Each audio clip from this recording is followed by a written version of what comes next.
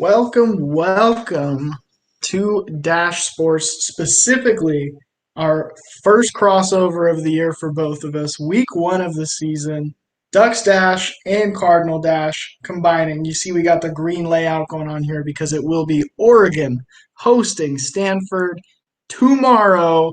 I was talking about how I cannot believe that it is tomorrow. It doesn't feel real. I guess it's one of those things where once the kickoff happens, that'll be there. But I'm Michael here with my man King from Cardinal Dash.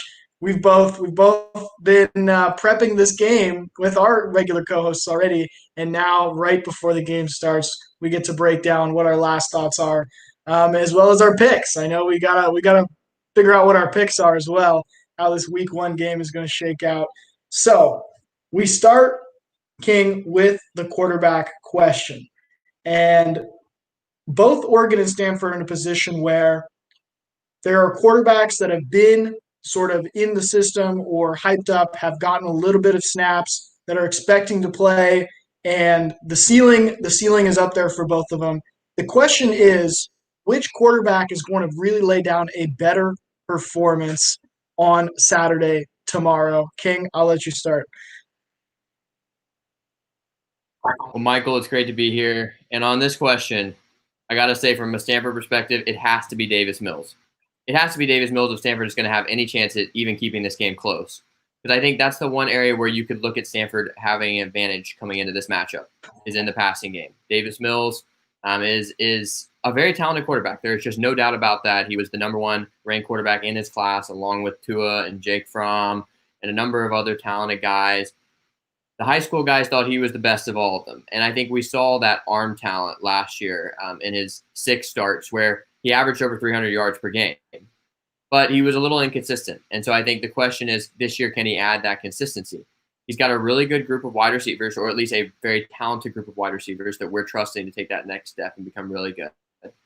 And I think Oregon is a better team in almost every other position group. But I think Stanford has the advantage at quarterback. We're going to assume it's Tyler Shuck at Oregon. I want to hear what you have to say on that. But even if it is Tyler Shuck, as talented and promising as he looks, I think Davis Mills is a better signal caller. And as I said, he has to be for this to be a competitive game tomorrow. Yeah. We start with Oregon Oregon fans are in a really weird position with how they treat this, because they have had the same signal caller, the same quarterback for a long time now. And it has been Justin Herbert for about as long as you can go. I mean, really since 2017, which is a long time ago in, football standards. And they've got to get used to somebody brand new that isn't going to be Justin Herbert.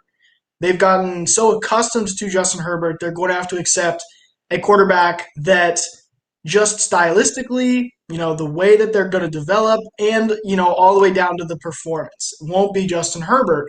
And that's going to be either Tyler Shuck or Anthony Brown. Tyler Shuck is the backup for Herbert, the last couple of years. He got to play a little bit last year. Those were in sort of blowout situations and in weird injury moments. But Tyler is sort of this apprentice that is now given the keys.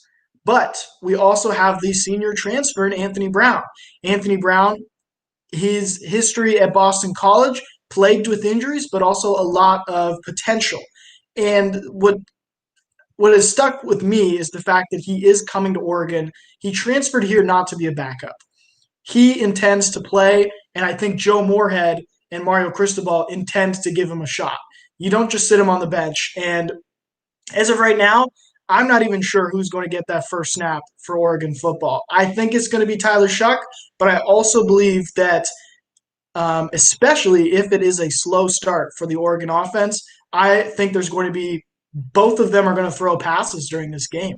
I think Oregon is just keeping all their cards. They don't want to commit to one of these guys. They just want to be able to throw both of them out there and say, all right, this is it now. This is the Pac-12 action. Which one of you is ready? Which one of you is up to the task? They're both going to have their opportunity. And with that being said, the last time that Oregon did lose, just last time the Oregon football team lost, one of the standout performances was from freshman quarterback Jaden Daniels of Arizona State. Absolutely tore it up all game, really had an incredible performance. And I think that is an important factor for Stanford beating Oregon, like you said, is if you get that not just better, but like a really standout performance from the Stanford offense as a whole and from the quarterback position. And I'm leaning towards you on that side with, I believe in Mills is going to be just better suited. He's going to have a slightly better performance. And I also think that a high scoring game does not benefit Oregon in this situation. I think Oregon wants this to be more of a slow game with a big play deciding it rather than being a high scoring affair between these both of these offenses trying to catch up and outduel each other. Michael, how much does it scare you that Justin Herbert is playing better and putting up better stats in the NFL than he did at Oregon? Obviously, it's a new offensive coordinator. I think Joe Moorhead is a great coordinator. But, I mean, I've heard people saying just based on that principle alone, they're going to fade Marcus Arroyo at UNLV because, I mean, if Herbert could perform better against NFL defenders than he could with a wealth of talent at Oregon, then maybe there was something wrong with the coaching and with the system. Is that a worry for you coming into this game with a new starter? Yeah. If there was any criticism, and there isn't a lot of criticism to go around when you have a season like Oregon did last year, but if there was any criticism, the most valid one of them all was play calling and the decision making, the game management from the whole coaching staff across the board. And a lot of those fingers got pointed at Marcus Arroyo, and I know Oregon fans are hoping for a more exciting offense to watch. Marcus Arroyo had his ups and his downs from, over the course of a whole season. I think Mario Cristobal is going to remain. Oregon's offense is a run first offense. And that was super weird to have a Heisman quarterback in Justin Herbert, such a, top 10 NFL quarterback in terms of draft pick and all that. But to have him in a run first offense where Mario Cristobal wants to just grind out the running game, wants to use the quarterback in a play action situation, doesn't really want to use the quarterback in any exciting ways beyond, delivering some passes after the run game has been established. And that, I think, it is a little bit worrying for Oregon to try and do that with a brand new offensive line. But I think that does help a Tyler Shuck and Anthony Brown, where the offense is without question not going to be, built around them making plays. They don't need to be a playmaker for this team to put up 20 plus points, maybe even 30 points if they're winning the game in the trenches.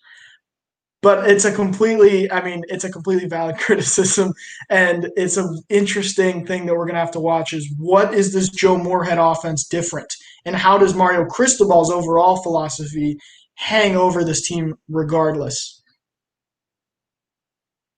I think you're exactly right that they don't need to have great quarterback play to even win the Pac-12 championship, and certainly not to win this game. I think one of the best arguments for Oregon to have a very good season this year, maybe even go on in the Pac-12, would be that the offense probably won't take a huge step back because it was never about Herbert. It was always about the running backs and the offensive line. I think the biggest question is the offensive line for Oregon, and we'll get into that more, just replacing the entire unit. But going back to Davis Mills, I mean, on the opposite side, he has to carry the offense. I don't think Stanford is going to have a very good run game this year. I think they've got some talented running backs. I just don't know if the offensive line in front of them is going to pave any holes. But with Davis Mills, he's a guy that he can get the ball out of his hands quickly, and he's got a lot of quick wide receivers. I think you're going to see almost an Oregon-esque offense from Stanford at times this year where you're going to get the ball to the outside very quickly and let wide receivers kind of serve as your running game.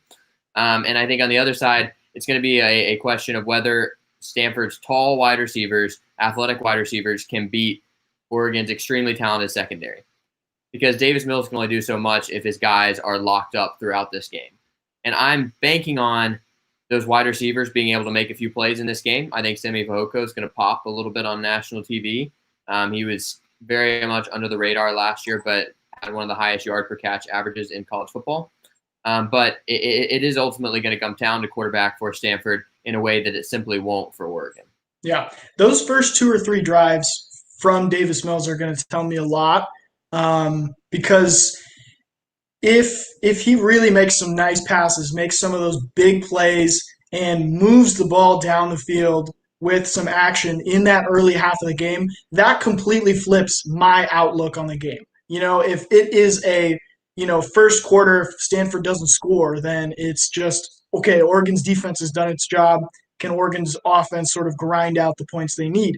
But if it starts off explosively for Stanford with Davis Mills, you know, reaching that potential that everyone's excited about, it becomes a trap game just like that, so fast for Oregon. And, every Oregon fan is going to start sweating. That pivots us away from the quarterback conversation, where I also agree. I think Mills is going to have a better quarterback performance, but I'm really interested to see whether my prediction comes true about Oregon utilizing both quarterbacks, or whether they are just going to stick with Tyler Shuck or maybe Anthony Brown for the entire game.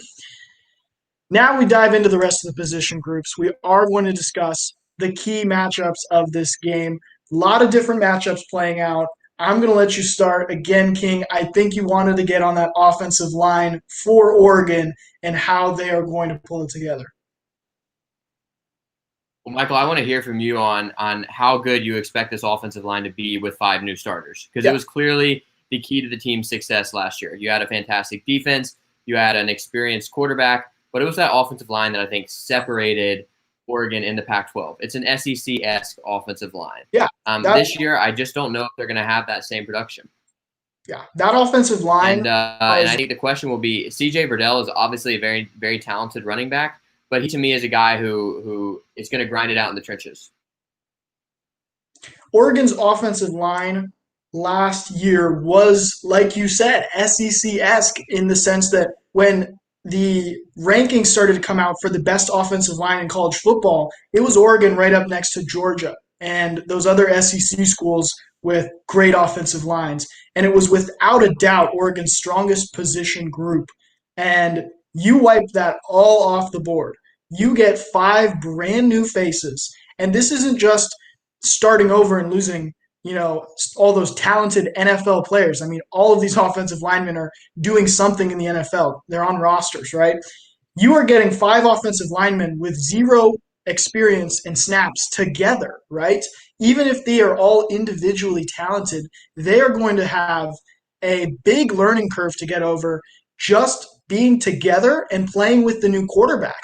And that is the scariest thing for me. Is I believe in Mario Cristobal, and I believe in whoever those 5 guys are that are going to be up front for Oregon. I think they're all going to be talented, and I think Mario Cristobal knows how to develop these players, and I think these might be, if this might be a situation where they were backups last year behind all these seniors when they could have been starting on other Pac-12 offensive lines, right? Because there's so much talent concentrated in that position group. But the experience part of it terrifies me. And I think Oregon – offensively, it is a brand new offensive line and a brand new quarterback. That is going to lead to a lot of mental and sort of experience issues that are going to pop up in the first few weeks of the season. If we're talking about by week 6, by week 7, I think this offensive line is much less of a concern. But to start off this schedule, the offensive line has no room to figure it out. They got to start. They got to hit the ground running, all cylinders firing, or they, immediately get in a situation where they're trailing because the offense is not doing anything and the quarterback's getting pulled out because he's not looking great and he's not looking confident, and it can spiral into a lot of things. I am a big proponent of watching this offensive line and how critical it is. I believe the Oregon offensive line, out of anything going on that field, is going to be the most important thing. It is a pretty friendly matchup for that Oregon offensive line in week 1, to be honest, because Stanford's defensive line, it could be improved this year, but it won't be a strength. I think you've got Thomas Booker, who should be among the best defensive linemen in the conference. I believe he was second team All Pac-12 coming into this year. And you've got a few other talented guys that are capable of taking a big jump, but you also had one of your most productive defensive linemen from last year transfer out. And Stanford's linebacking core has been hurt by some injuries coming into this week, and maybe some season-ending injuries that are going to affect it throughout the year. So Stanford's front 7 is a huge question as well. And so it might be a very friendly matchup for this Oregon offensive line. In other words, you might not learn a lot about it, even if it is successful against Stanford. But on the flip side, if Oregon struggles to run the ball against Stanford, they are going to struggle throughout this Pac-12 schedule because I don't see Stanford's front seven being the stiffest challenge they're going to face. Another key matchup I'm looking out for is another area where Oregon has a lot of turnover, and that's in the secondary. You had 3 opt-outs out of 4 likely starters coming into this year. I think Oregon secondary might have been the best in the country had those guys stayed in college, but instead they opt to start their NFL career, and more power to them. But they're facing a pretty good crop of wide receivers coming in. I think an underrated crop of wide receivers. So I think you're going to learn a lot about how good Oregon's backups are going to be this year. And I still think Oregon secondary might be the best in the Pac-12. It's just that's an area where they're going to be tested by Simi Fehoko and Michael Wilson and the rest of these Cardinal wide receivers. This is a big year for Oregon's program in the sense that it should be a step back season. Looking at what they're losing, it should be a season where they do reload and have to retool for the future. But there is an opportunity for these backups that are, for them and how they've been developing and this Mario Cristobal coaching staff to exceed what those expectations are and to push Oregon into this class of powerhouse college football programs where you literally don't care who's going out the door because you know that who's replacing them is ridiculously talented and there's going to be a level of consistency at the top.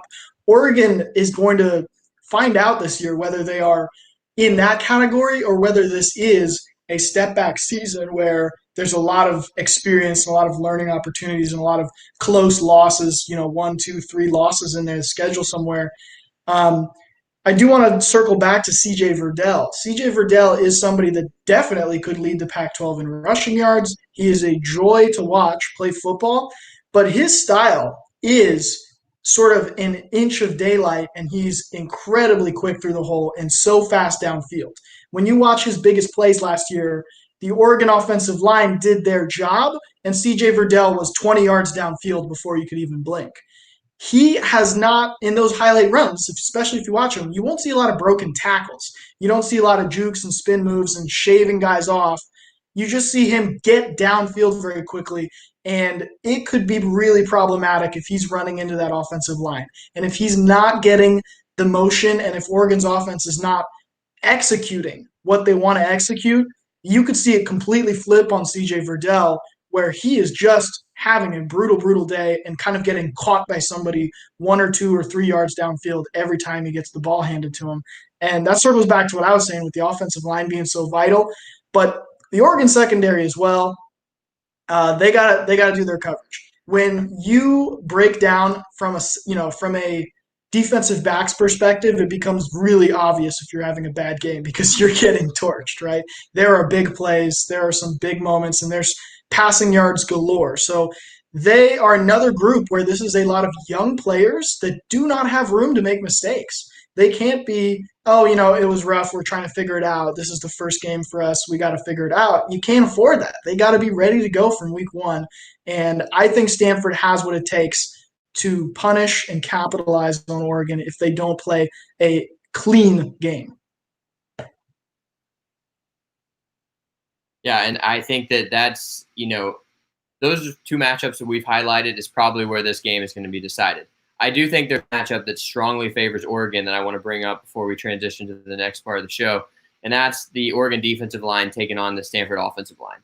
I think Stanford's offensive line, as I said, should be improved this year. You've got the same 5 guys who started the last 6 games last year, but you also had an opt-out of your potential first-round draft pick offensive lineman in Walker Little. Same deal for Oregon with Penei Sewell.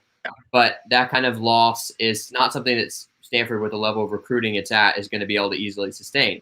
And on the other side, you've got an Oregon defensive line that I think is probably the best in the conference, led by Kayvon Thibodeau and Jordan Scott. And those guys terrify me as a Stanford fan because I think that Stanford is going to find a lot of trouble running the ball, regardless of who they're facing this season, particularly when they're facing a strong front seven. But the question will be, can they even protect Davis Mills? Can they keep Kayvon Thibodeau from making Davis Mills' night very, very long or God forbid, very, very short because of an injury? So they got to make sure that he's keeping upright. Otherwise, how good the Oregon secondary is, So I think if Oregon is going to win in a blowout, I think it's because their defensive line is just brutalizing the Stanford offensive line. Yeah, if in the same way that Oregon's offensive line was in the conversation for best in the country, Oregon's defensive line this year is where people are putting in their chips and saying, "Can you guys be the best in the country? Can you guys be, putting this defense on your back?"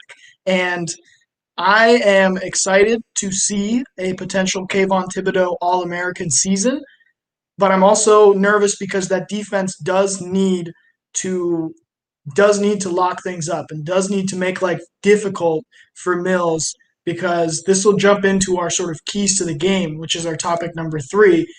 I mentioned this earlier. I think a low scoring game is very important for Oregon here.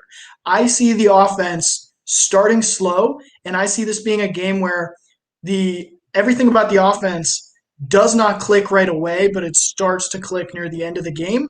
And that means they're not going to score 30 points. That means they're going to be in the 24, 21, maybe even less than that range. And so Oregon's defense has to just hold the fort. It has to hold ground, and it has to keep this to being a sort of low-scoring, grinded-out game, which gives the offense the opportunity to maybe run away with it later. If this game has to be a 28-31, even more than that kind of shootout, I think it totally swings in Stanford's favor. You're exactly right. And so that's exactly the kind of game Stanford wants to get into. They want to come out. David Shaw always likes to take the ball in the first possession. He's one of the only coaches to do that. They want to come out and score immediately and put some pressure on this Oregon offense. And I think to do that, they also need to bottle up the Oregon run game. That's my number one key to the game in this one.